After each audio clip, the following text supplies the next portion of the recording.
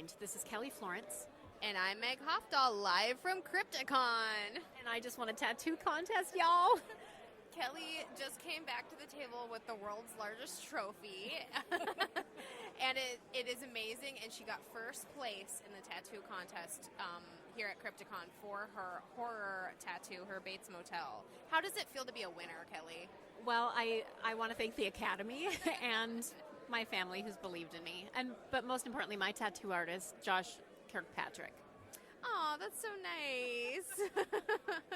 Thank you to my thigh for dealing with all the pain. And where are you going to display this huge, 3-foot trophy? I have no idea, but I think it's hilarious. Maybe I should put it in my office at work. Oh my God, yes!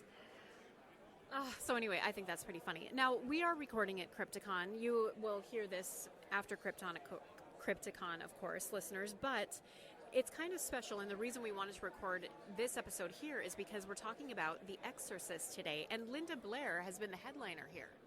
Yeah, she's literally just out the door. I've walked by her several times on the way to the bathroom. I haven't got the chance to meet her, but she's very poised, and she just has a huge long line of people out there, and she's dealing with it wonderfully. And it's sort of surreal to see her because I literally just watched The Exorcist 2 nights ago, and then to see her here is sort of bizarre. It's bizarre and wonderful. And she's got this great charity that she's raising money for animals and animal rescue. So I think that's lovely. Yeah, it is. It's nice to see when celebrities are here and, they're doing the whole celebrity thing, but they also use those powers for good. A few notable things about this movie. It came out in 1973. It's 86% on Rotten Tomatoes. Had a budget of $12 million. It made $441 million at the box office. Whoa. I mean, that's not even, adjusted for inflation. That's what it made. Holy shit. And this is the first horror movie to be nominated for Academy Awards, or at least for Best Picture. It was nominated for Best Picture, Best Actress, Actor, Supporting Actress, Director, and Editing, but it won for Best Sound and Best Adapted Screenplay. So, good for them. That's really cool, and it's also awesome that the author of the book adapted the screenplay. I think that's really cool. That's my dream someday, obviously, to do. And so I think it's cool that he won for the adapted screenplay of his own novel. Yeah, so it was based on the novel by William Peter Blatty, which was based on this real-life 1949 exorcism, quote-unquote, of a boy. And I just think it's fascinating that he took that story and then changed it up a bit, and so that we have The Exorcist. Have you seen this movie before? Yeah, so when I was about 17, I had never seen The Exorcist, and I think around that time they had come out with a new sort of updated with extra features DVD or something, and I was okay, I think it's time to watch it now. I've never seen it, and if I want to be a real horror fan, I better watch The Exorcist. And I had high expectations at the time because everybody has said it's the scariest movie ever made, and it did not disappoint when I saw it when I was a teenager, and I've seen it several times since then, and it's one of my sort of least favorite genres of horror is the possession and the sort of really heavily religious movies. But this movie doesn't seem to bother me in that vein, even though it's very much that. I love it. So I don't remember when I saw this. I mean, I feel like I saw it a long time ago, but I have not rewatched it until now. And because I'm like you, I don't like possession, possessed by the devil or a demon kind of stuff. Yet this went beyond that for me, and so I felt like I was watching it for the first time because even though it was probably a rewatch, I don't remember. It was great. Yeah, a lot of times when I'm watching possession movies, I get sort of caught up in the acting, and I think a lot of times when you're watching somebody be possessed and going through an exorcism in a film, I don't know, it gets to be long and boring for me, just in other films I've watched. In this movie, I was saying to you earlier, like, I was blown away with her acting, not just when she's possessed, but also beforehand, when she has a very natural way about her. But I don't know, the way that this movie is directed and acted and everything, I certainly didn't feel bored during the possession scenes. True. The music right off the bat, the music is great in this movie. It, right off the bat, feels unsettling, and it's just this violin music. And also, there's stuff is starting to happen to Reagan, and her bed is shaking. And thank God the mother sees. And I like it when parents can believe their kids, and it's not just like in the kid's head for the whole movie. Yeah, we've talked about that before, where it's like, parents are like, oh, never mind. Although I think it's such a nice, creepy moment when she's in bed with her mom and she's like, what are you doing here? She's like, oh, my bed was shaking. And it's like, how would you react to that? Like, I would just be like, okay, silly. I mean, I wouldn't see the sort of awfulness in that, would you? No. I would dismiss it as like, oh, silly child. And is there anything worse than seeing a sick child? I mean, in real life, but in movies, like her in the hospital is so sad, and they're doing all these tests and nobody's believing her. I actually, out of the whole movie, it was kind of interesting because the things that bothered me the most were like the medical scenes. They're very matter of fact, and because I have illness, I have dealt with going into a hospital and going through lots of tests and being young and not understanding and being scared. And so I was actually reading about people's reactions to the movie, and actually a lot of people, when they came out of the theater, said those were the scenes that bothered them the most, not like the ones you might imagine. It was showing, so in one scene they're putting like kind of like a sort of PICC line in her neck, and I've had a PICC line in my chest.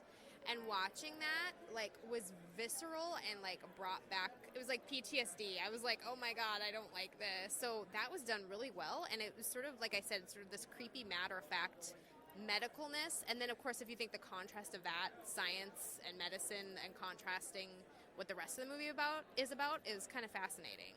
And I wrote down, like, can you imagine watching your own child go through all of these medical procedures? Like, I think it would be impossible for me, because I know parents say, like, who deal with kids with chronic illness, that somehow you have to put on the brave face so that they are not scared. Like, I can't even imagine.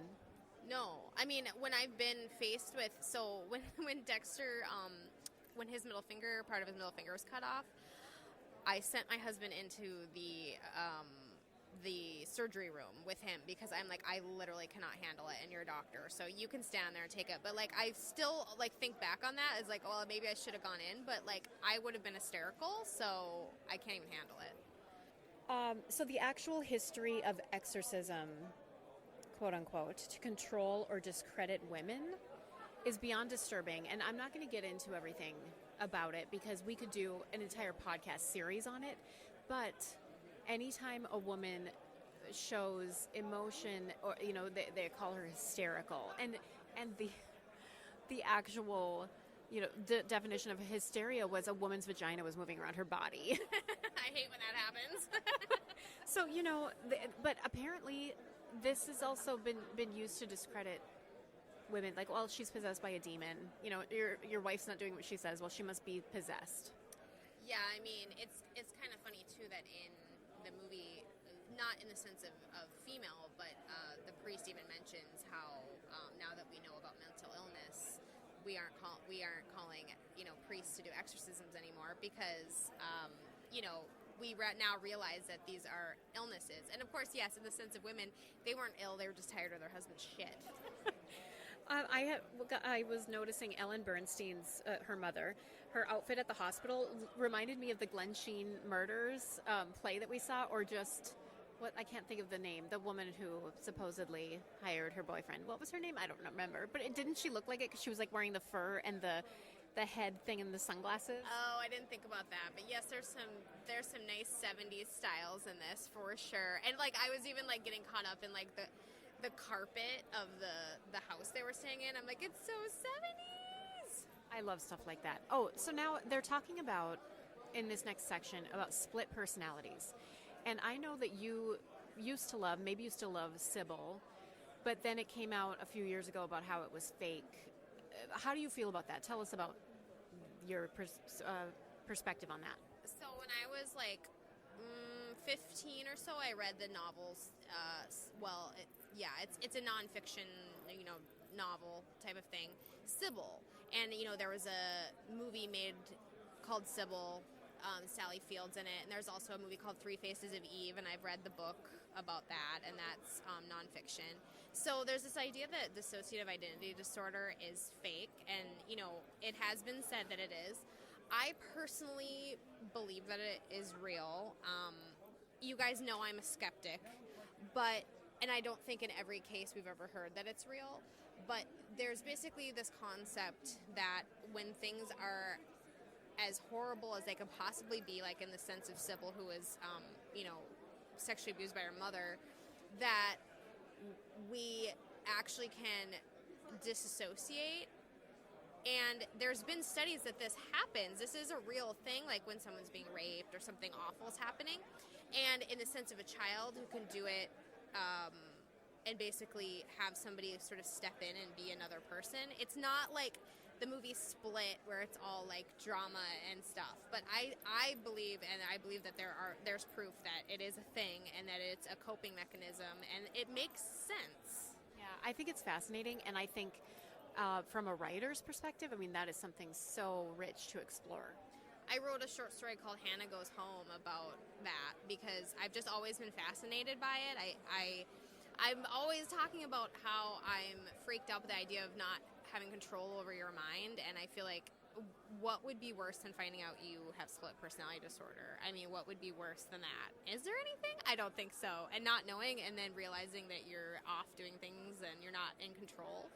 And I think that when it comes to a movie like this, it sort of makes sense that they're even considering something like that, because here's this, they do a great job of showing this like natural, very normal, so to speak, little girl, and then all of a sudden she's saying, "Don't touch my cunt." Yeah. So it's creepy and weird and upsetting. Oh God, it's so upsetting. I want to acknowledge this woman's privilege, because she has a full-time staff to help her do everything. Can you imagine if you were doing this as a single parent? Like if she was just a regular person, but she's a movie star. That's a really good point, because I was like, oh, it's nice that she's a single parent, and we kind of get to see that perspective. But she has that's a great way to put it, full-time staff. Since you watched this more recently, you can remind me of what I'm talking about. I said, oh my God, when the priest comes in to see her for the first time, is it just like all crazy in the room, or what's happening when the priest comes over? Yeah, she's not looking great by that point. Her face is not okay. She's kind of got like the snot and the puke dribble. And she starts talking about his dead mother, which would throw anybody off. So I was watching this with Luke, and I said to him, at what point, seriously, at what point would you as a medical doctor say, I need to call a priest? I'm like, really, I want to know, at what point would you have to get to? And he's like, at the point in which like her face changes into the like demon devil looking face, he's like, I'm calling a priest, I mean, and any sort of levitation business. Yeah, I think levitation would definitely do it. Like, as I've mentioned, we're not from a religious family, and my dad always used to say, like, if he was going to be religious, he'd be Catholic, because he's like, who are you going to call when the shit goes down? He's like, you're going to call a priest. Like, when somebody gets possessed, who are you going to call? Not Ghostbusters. So a little background on the movie making, they used actual pea soup, and I read in an article that Linda Blair said she still can't eat pea soup till this day. I can only imagine. And then also something really disturbing, the recordings that he's listening to and she's talking backwards, like that stuff is icky. It is icky. It's very unnerving, and it's like a really good sort of creepy thing that is just wrong. Yeah. It's just wrong. And it's not like that much. It's not like this major thing. It's just a little bit off. It's not okay. It's not okay, Pazuzu. There were 4 AC units used to make the room actually cold. So when you see their breath, you're actually seeing their breath, because it really is that cold in the room they're filming in. And that's how you make movies.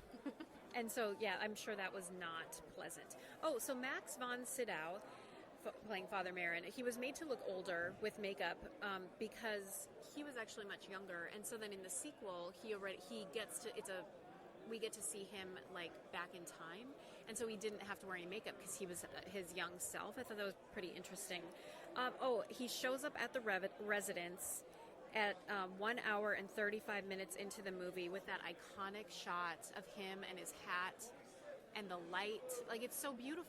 That is a great shot, and it sort of stays with you. And I did want to mention really quick that my dad around this time went to Georgetown to do training because he works for the federal government.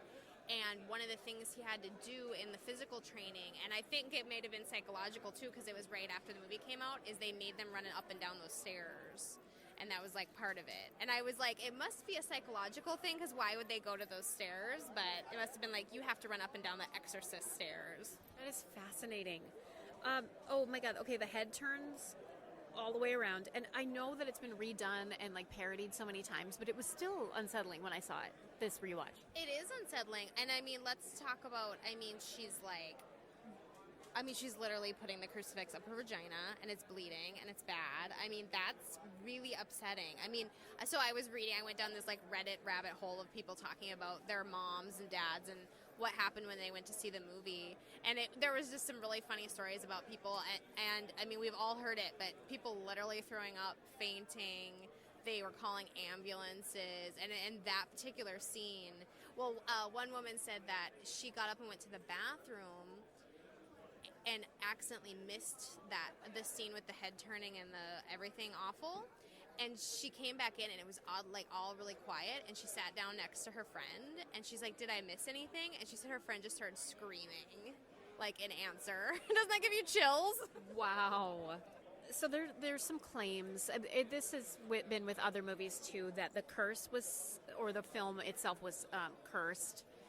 The set or the film was cursed because 9 people associated with the movie ended up dying, like of mysterious or early circumstances. I don't know how you feel about film curses. I mean, it's fascinating. I know that like one of the doctors or something like murdered his family or murdered somebody or something. That could be an urban legend. I don't know. But it's fun to think about. I mean, I don't believe in curses or whatever, but it's still fun to think about. And, back to believing or not believing, I can see how if a religious person, especially like a Catholic person, watched this movie, how it would be 10 times scarier. Like, I'm scared by it, but like if you have any belief in those things and you really believe like that could happen and that would be terrifying. Yeah, it ups the ante. So speaking of the Catholic Church, they actually supported this film. They were completely behind it, and they said more people, they had like this huge spike in people applying to be priests and nuns after the release of this movie. People were like, "Oh my God, I gotta get to God." Well, I mean, if you think about it, it's kind of badass. It's like, I want to be a superhero and like, vanquish these demons, so I can kind of see it being appealing. Now, there are, in a couple weeks, Nate and I are going to talk about Exorcist 2. There's these sequels. There's also Exorcist 3, and then Exorcist the Beginning, and then Exorcist Dominion. So there's a lot of Exorcist movies. Have you seen any of the others? I saw The Exorcist 2 like on TV, and so when you watch it on TV, I'm sure I missed some cool stuff, and I don't really remember it all that much. So, but I'd be kind of curious to check it out because Nate was saying he loves it so much. Have you watched it already, or Exorcist 2? Yeah. Yeah, it's one of those things. I said I love it because I just want to hug it and say, "Oh, you poor movie." Oh, no, okay. It's that kind of watch. Oh, I see. Alrighty then. I mean, it's enjoyable. And, I mean, Linda Blair is amazing, and she actually is in the whole movie as herself. She signed on to do it saying she'll only do it if she doesn't have to go in the makeup ever again. And so they use a double for when there's some scenes where she needs to be in makeup. Otherwise, it's her as a person. That's really cool. And also what I was enjoying when we were watching this was thinking about the Exorcist TV show and how we got to see, and this is a spoiler alert, how we got to see Gina Davis be her character later in life, which was kind of cool. So I kind of was like thinking back to that as I was watching that, and it sort of like fleshed out the whole story, which was kind of neat.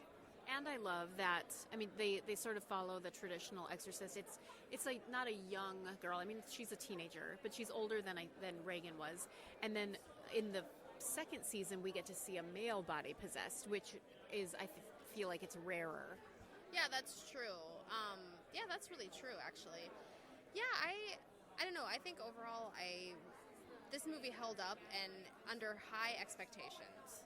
I think it's fascinating that people like Linda Blair, I mean, she was a child when they made this movie, and now here she is decades later headlining, a horror film festival. Do you think it's a blessing or a curse? Speaking of curses. Yeah, speaking of curses, I don't know. I think it's hard for anybody, which is the majority of us, to understand what it would be like. And, there's that idea of like, oh, once you have this sort of iconic role, it's sort of like that Superman thing where Christopher Reeve felt like, hey, I'm being typecast and like I can't get any decent roles and things like that, or different types of roles. And, I guess I don't really know. I don't know if looking back on their life, if they're like, oh, I wish I would have not been in an as iconic movie. I don't know. Would they really feel that way? I know. I wonder with that too. Like Bruce Campbell, for example. Everybody loves him as Ash and the Evil Dead movies and everything. And I appreciate when a celebrity will embrace it and interact with the fans a bit and attend conventions like this. And Linda Blair and Bruce Campbell, the examples I'm using, they both do that. But I feel like some celebrities don't. They're like, no, I'm more than that. And then they just try to get out of the public light or not want to talk about that thing that made them famous anymore. Yeah, that's true. And I feel like, some of them, have a chip on their shoulder about it, which is unfortunate because they probably can't see the good in it. But I know it's sort of like maybe you shouldn't look a gift horse in the mouth or knock a gift? Look a gift horse in the mouth? Okay, I sound so clever. You don't want to look at its teeth because if somebody's giving you a free horse, because you want, like, usually you check the teeth. If they have bad teeth, they might be unhealthy.